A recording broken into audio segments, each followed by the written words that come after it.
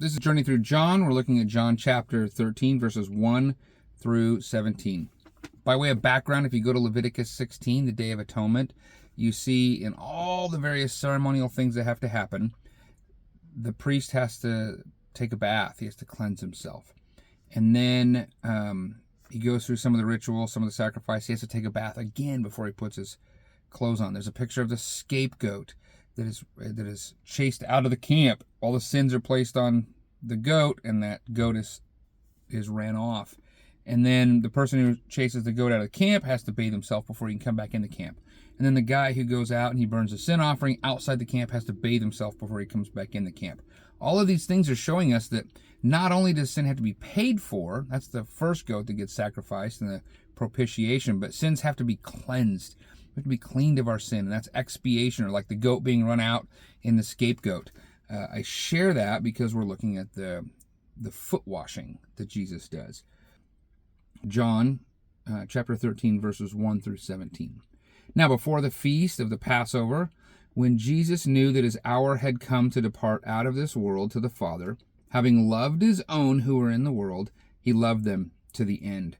During supper, when the devil had already put it into the heart of Judas Iscariot, Simon's son, to betray him, Jesus, knowing that the Father had given all things in his hand, and that he had come from God and was going back to God, rose from supper. He laid aside his outer garments, and taking a towel, tied it around his waist. Then he poured water into a basin and began to wash the disciples' feet and to wipe them with the towel that was wrapped around him. He came to Simon Peter, who said to him, "Lord, do you wash my feet?" Jesus answered him, "What I am doing you do not understand now, but afterward you will understand." Peter said to him, "You shall never wash my feet." Jesus answered him, "If I do not wash you, you have no share with me." Simon Peter said to him, "Lord, not my feet only, but also my hands and my head." Jesus said to him, "The one who has bathed does not need to wash except for his feet, but is completely clean. And you are clean, but not every one of you." For he knew who was to betray him. That is why he said, "Not all of you are clean." When he had washed their feet and put on his outer garments and resumed his place, he said to them, "Do you understand what I have done to you? You call me teacher and Lord, and you are right, for so I am.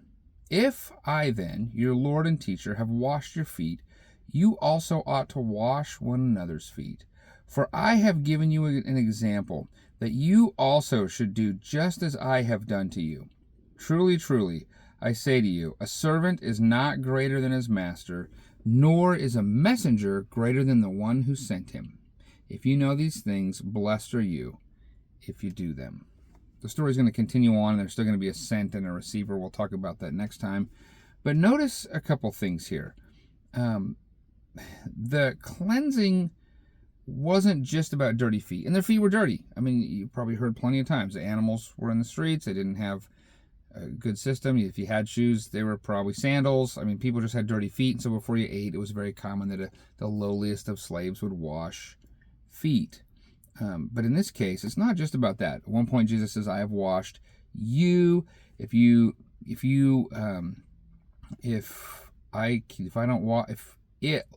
see, where is this? Basically, if I can't wash you clean, you can't have any part with me. And then he makes a comment that you guys are clean, but one of you is not clean. And now he's not talking about their feet, obviously. He's talking about Judas. And so clean goes from the picture of the dirty feet to something else, something it seems that has to do with our sin and our soul, and it's a big deal. So it seems to me that having said he's going to depart, his hour's here, he's going to go all the way to the end loving them, this foot washing seems to be, yes, it's a foot washing. Yes, it's an illustration of how Jesus' disciples should love others and serve others. He does say that. Here is an example I have given you that you would do this. But I think it's also a picture of a little bit of an illustration of what's to come with Jesus at the cross. I don't want to overread this. I don't want to make it more than it is. But if you think about it, Simon was totally appalled that Jesus would do such a thing for him, but Jesus needed to do that so that he could serve him, be with him, have a part of him. It's an illustration maybe of washing one clean with sin, and that Jesus would lower himself to this, in this humiliation to do such a thing, like he would lower himself in this real deep humiliation to go to the cross. Again, don't want to read too much into it, but it does seem like there is something there on that front, and it is worth meditating on. It's worth meditating on the fact that if our master would serve us, we should serve others. We should have a servant heart, but I think also it's important to see we need to be cleaned by the master, which he accomplished on the cross.